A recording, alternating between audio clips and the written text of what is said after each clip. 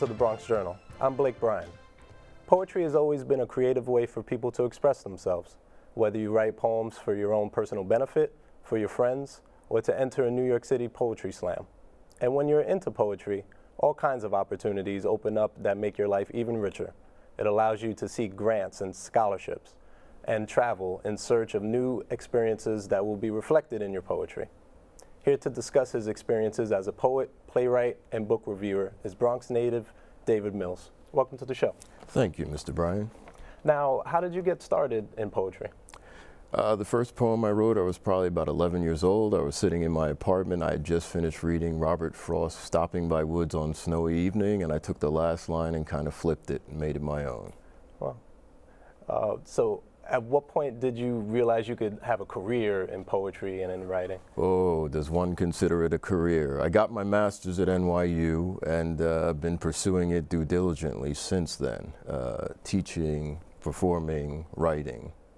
Oh, you've had an amazing career. Could you please tell us about your accomplishments? Well, I had my first book, which was a small press bestseller called The Dream Detective, came out a few years ago.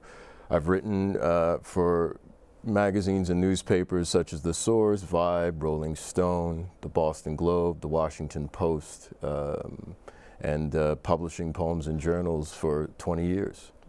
What would you consider to be your biggest achievement? Continuing to write. Yeah. I mean, it was great to have the first book come out, and I was just a finalist for a national prize for my second book, so that was really cool. That's great.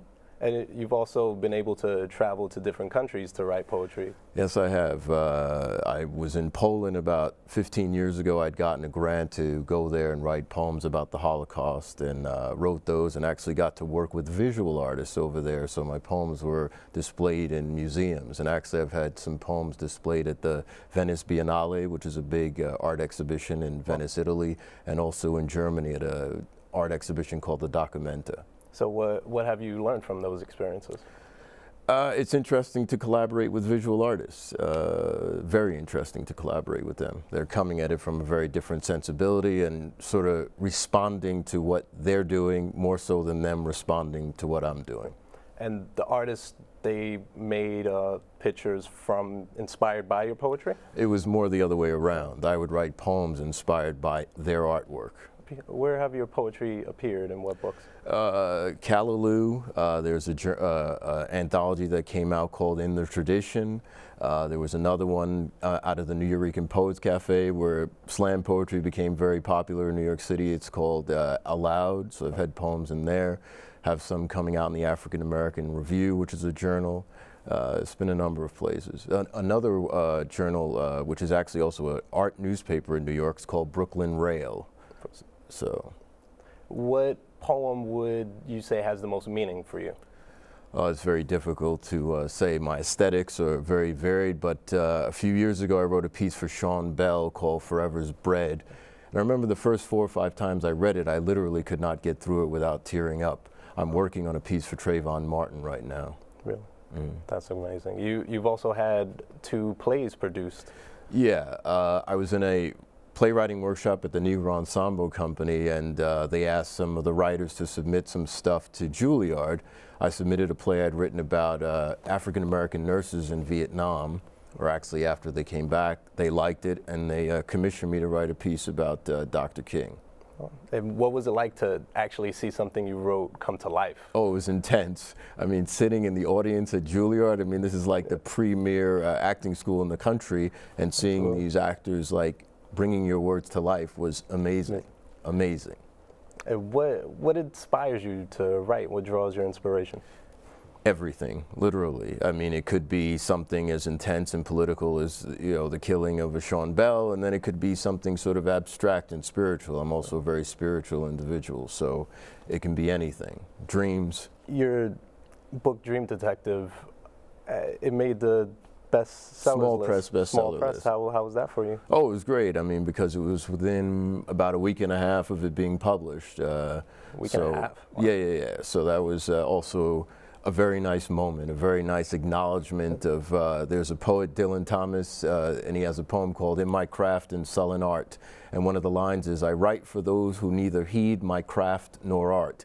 And so it's almost like saying you write whether or not the world is recognizing. And so in the book becoming a small press bestseller, it felt like the world was really recognizing. Absolutely. Wow, that's great. What advice would you give to an aspiring writer? Read. I mean, I often say there are poets who will say, well, I don't read much, and I try to imagine if you were a musician and you didn't listen to music. So read, because there are so many things you'll discover through the word. Keep a pad. There are things, I remember when I was in grad school, one of my teachers said, people throw away diamonds in their speech and they don't realize it, and poets have to pick them up. So it's like scribble down things that people say. Wow. And use them in your work. Wow, absolutely. And you perform your work all around the country. What is it like for you to perform? It's a blessing. I mean, it's really a blessing. I was out in Chicago 2 weeks ago, and to think that people are paying you, putting you up in hotels to hear you share your work, it's a blessing.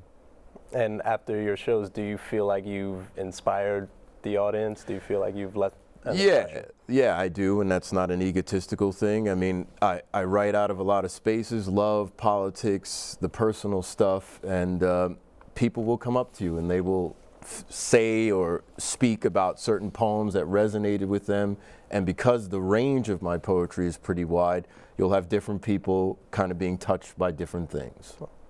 And you recorded one of your poems on a jazz album. Yeah, I was Steve Coleman, who was an avant-garde jazz artist on RCA Records. He had heard me read, and he actually wanted me to write some hip-hop lyrics. He was trying to produce some hip-hop cats from the West Coast, and it didn't work out. And he was like, hey, let's just do one of your pieces. So I did it with an East Indian singer. She sang ragas, which is sort of like their type of scales, and I did my poem, which was called Ghost Town, and he and his band played behind it. And what is the difference between performing live and performing in a studio setting on a record? Well, I think you have to be much more mindful of like the mic. You can't, I mean, live you got to really be trying to, shall we say, have your voice carry. Whereas when you're in a studio, you have to work against that because the mic is so close to you, and like whatever, your P sounds, I'm sure you're aware of this from working in this studio, you don't want to have plosives going on. So it's sort of like the drama has to be contained. Absolutely. Could you tell us about any upcoming projects that you have? I'll be reading next Saturday at the Langston Hughes Library in Corona, Queens. And actually, I lived in Langston Hughes' house for 3 years. Wow. So that's like, that was also one of the highlights of my writing life. And it's a historic landmark. And I perform a good amount of his work from memory. So I'll be doing that. And then in June, I have a reading down in the Village. But Poetry Month just ended, so I'm kind of winding down, which I need. And you're going to perform one of your latest poems? Yeah, it's a tribute to Whitney Houston called I'm Every Whitney. Great. I'm Every Whitney, deaconess of the PG pulpit, Star-Spangled Baptist. Can I get a Whitney? Can I get some jelly bean bone gospel dance funk? A black church pop sheen symphony. Some I'm your, my love, I look, one wish, effervescent urban slick bling stank. Hush your mouth. Can I get a bubblegum Baptist? A brown Bobby Pentecostal backup? Is God's particle in the house? Your voice an entourage of somersaults that could never stomach the get-wit, nitwit, kangaroo critics who tried to toss sellout sauce on your mink coat. Take any song, you could piggyback ride it, crawl on a sticky floor, then look between its legs, land splat on its nappy head, twist its ankle, and tongue kiss its dirty panties. So can I get some chart-topping twos and fros, some 4/4 nears and fars, some check your breath's weather report, cause this song's ready for takeoff, number 5 with a bullet, baby. Can I get an urban pop sequin diva, a preacher's wife but music's mistress? Can I get a Whitney? Your my is my, and my is your my. Chocolate crossover coloratura, sanger or singer stinger, Mississippi backstage breakdown, underwater exhale, wait. The heart is a penny-pitching pharmacist, a pew splintered video, a bathtub laced with sweet waters. In New Hope, in Newark, a city ravaged like you, Whitney, in the end, by booze, by weed, by pills, by coke, by a paramedic marriage.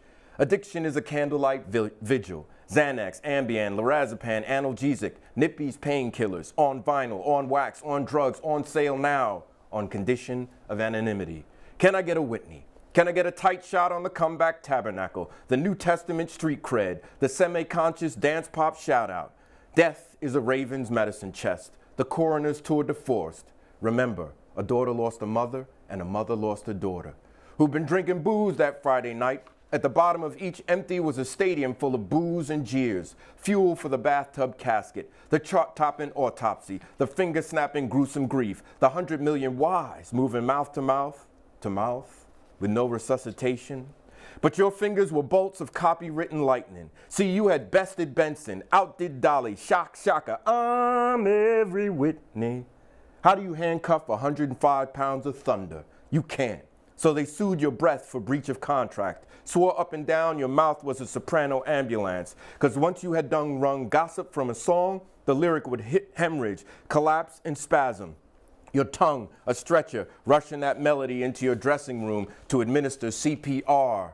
And B, amazing, grace, how it falls, step by step, stone by stone, brick by brick. Can I get a Whitney? The bone in the blood, the trauma icon, the high note towing go to go with the water subleasing your lungs. Still, there were Grammys, Emmys, billboards. Why not? You were God's copper nominee.